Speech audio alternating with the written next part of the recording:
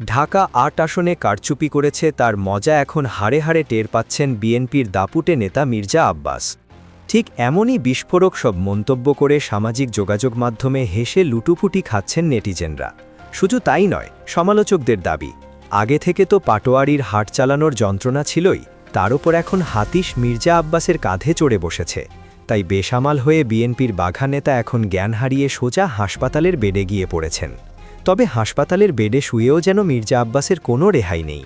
একদিকে হাদিকে দুনিয়া থেকে বিদায় করার মূল কালপ্রিট জন মাসুদ হঠাৎ বর্ডারে ধরা পড়ায় মির্জা আব্বাসের বুকে রীতিমতো কাঁপন ধরেছে। অন্যদিকে ঠিক এই গাছঘরের মাঝেই মির্জা আব্বাসের কাটা গায়ে লাগাতার নুনের ছিটা দিচ্ছে নাসিরউদ্দিন পাটোয়ারি। আর এই সমস্ত চাঞ্চল্যকর তথ্য নিয়েই থাকছে আজকের আমাদের এই বিশেষ প্রতিবেদন। গত বুধবার ইফতারের সময়ের কথা। সারা দিন রোজা রাখার পর মির্জা আব্বাস ইফতার করতে বসেছিলেন। তিনি মাত্র এক ঘুট পানি মুখে দিয়েছিলেন, আর ঠিক তখনই হঠাৎ করে তিনি ভিড়মি খেয়ে একেবারে অজ্ঞান হয়ে যান। অবস্থার অবনতি দেখে পরিবারের লোকজন গভীর রাতে তড়িঘড়ি করে তাকে রাজধানীর এভার কেয়ার হাসপাতালে ভর্তি করে দেয়। এর পরের দিন অর্থাৎ গত বৃহস্পতিবার ছিল ১০ জাতীয় সংসদের একদম প্রথম অধিবেশন। নতুন সরকারের আমলে এই দিনটি খুবই গুরুত্বপূর্ণ ছিল।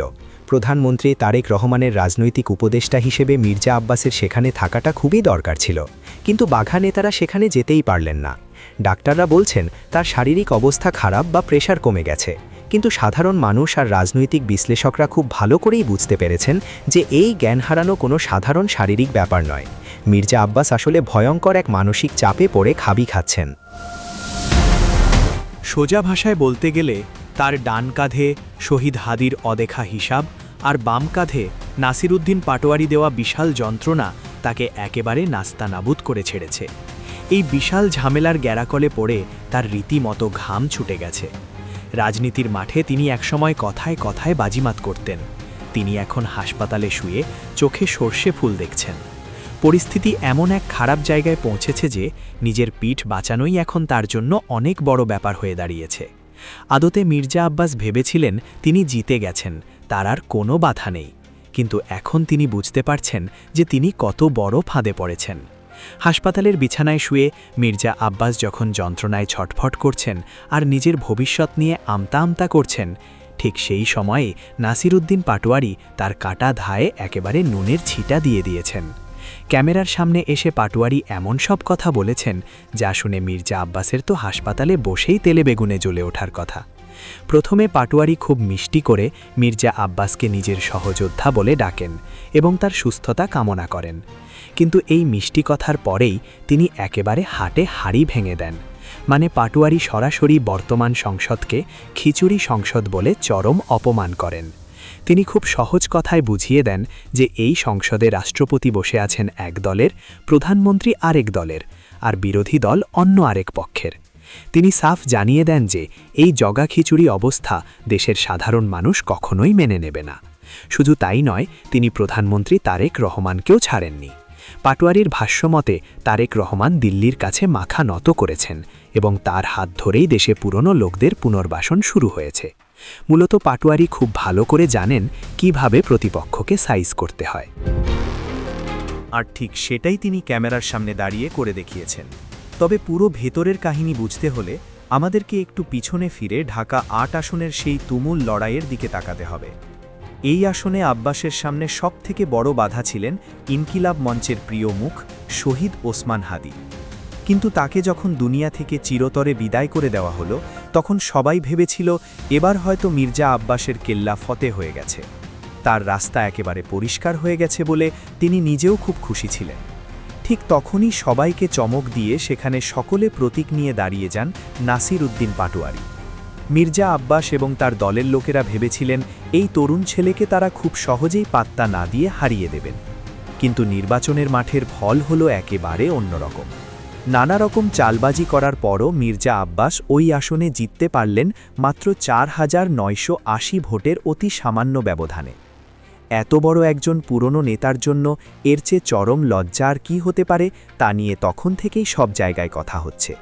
কাগজে কলমে জিতেও তিনি যেন পাঠকের কাছে একেবারে ধরাশায়ী হয়ে গেছেন। পাটোয়ারি তাকে ভোটের মাঠে এবং কথার লড়াইয়ে এমনভাবে ঘোল খাইয়েছেন যে তরুণ প্রজন্মের কাছে মির্জা আব্বাস এখন রীতিমতো চাঁদ আব্বাস নামে পরিচিত হয়ে গেছেন। পাটোয়ারির এই সীমাহীন মানসিক যন্ত্রণায় মির্জা আব্বাস এমনিতেই লেজে গোবরে অবস্থায় ছিলেন। ক্ষমতা কবজা করেও তার রাতের ঘুম পুরোপুরি হারাম হয়ে গিয়েছিল, কারণ তিনি খুব ভালো করেই বুঝতে পেরেছিলেন যে এই ছেলে তাকে কোনোভাবেই শান্তিতে থাকতে দেবেন না। পাটোয়ারির প্রতিটি সাহসী কথায় তিনি পদে পদে ভয় পাচ্ছিলেন। আব্বাস সাহেব ভেবেছিলেন টাকা আর ক্ষমতা দিয়ে তিনি সবাইকে কিনে নেবেন, কিন্তু পাটোয়ারি প্রমাণ করে দিয়েছেন যে মেধা আর সাহস থাকলে হারার পরেও জেতা যায়।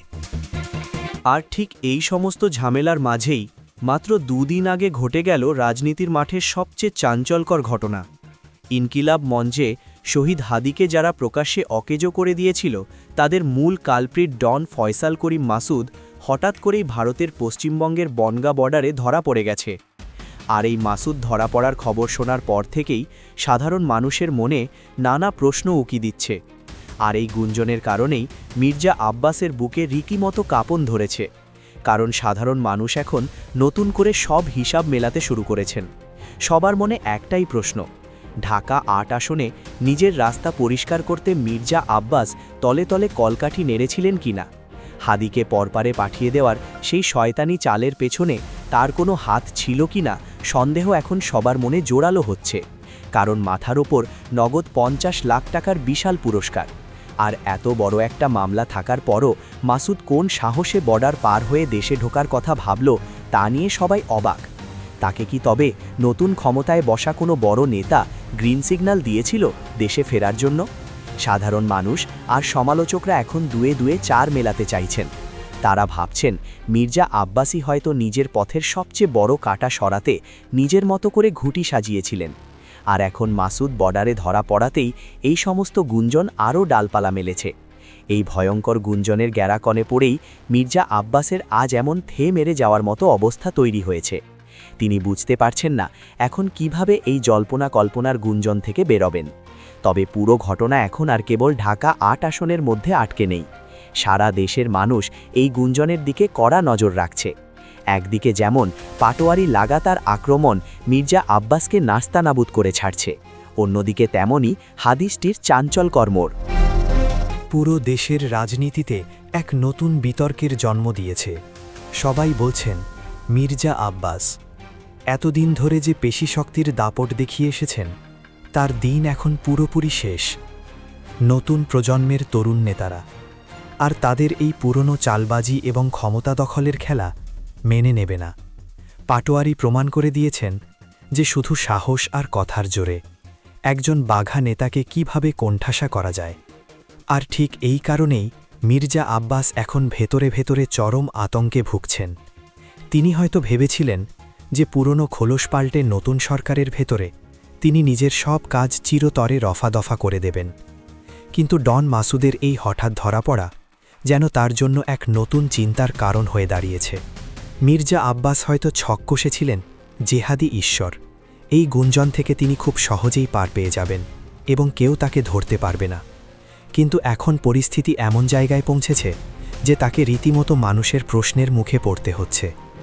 সাধারণ মানুষ মনে করছেন হাদিকে সরিয়ে দেওয়ার মাস্টারমাইন্ড যদি সত্যিই মির্জা আব্বাস হয়ে থাকেন, তবে তাকে এবার চরম মূল্য চোকাতে হবে। এখন সবার মনে একটাই প্রশ্ন ঘুরছে যে সামনের দিনগুলোতে মির্জা আব্বাসের জন্য আসলে কি পরিণতি অপেক্ষা করছে। প্রধানমন্ত্রী তারেক রহমানের মতো একজন নেতার সামনে যখন এই পুরো ঘটনার তদন্ত রিপোর্ট বা আসল চেহারা প্রকাশ পাবে, তখন কি মির্জা আব্বাস কোনোভাবে নিজের পিঠ বাঁচাতে পারবেন? সাধারণ মানুষের দাবি যদি সত্যি হয় এবং গুঞ্জন অনুযায়ী হাদিকে দুনিয়া থেকে বিদায় করার পেছনে যদি তার একটুকু হাতে থাকে, তবে তাকে যে উচিত জবাব দেওয়া হবে তা আর বলার অপেক্ষা রাখে না। দেশের মানুষ এখন আর কোনো ভণ্ডামি মেনে নেবে না এবং কারো সাথে ছিনিমিনি খেলতে দেবে না। তারা সত্য জানতে চায় এবং সব অপরাধীদের বিচার দেখতে চায়। মির্জা আব্বাস এতদিন হয়তো ভেবেছিলেন তিনি সবকিছুর উপরে আর তাকে কেউ সাইজ করতে পারবে না, কিন্তু এখন তার সেই অহংকার একেবারে ধুলোয় মিশে গেছে। ডান কাঁধে শহীদ হাদিস এই গুঞ্জন আর বাম কাঁধে নাসিরুদ্দিন পাটোয়ারি সেই হার চালানো হোক, আর এই দুয়ের প্রবল চাপে পড়ে এই নেতা এখন রীতিমতো দিশাহারা অবস্থা। তিনি এখন পালানোর কোনো পথ খুঁজে পাচ্ছেন না। চারদিক থেকে তাকে একেবারে ঘিরে ফেলা হয়েছে। রাজনৈতিক জীবনের শেষ বেলায় এসে এমন চরম গুঞ্জনের গড়ে তোলে পরে তার যে খেল খতম হওয়ার পথে তা এখন একেবারে পরিষ্কার। আগামী দিনগুলোতে এই ঘটনা ঠিক কোথায় গিয়ে থামবে আর মির্জা আব্বাসের পরিণতি শেষ পর্যন্ত কী হবে সেটাই এখন দেখার বিষয়। সাধারণ মানুষ এখন শুধু সত্যের অপেক্ষায় আছে।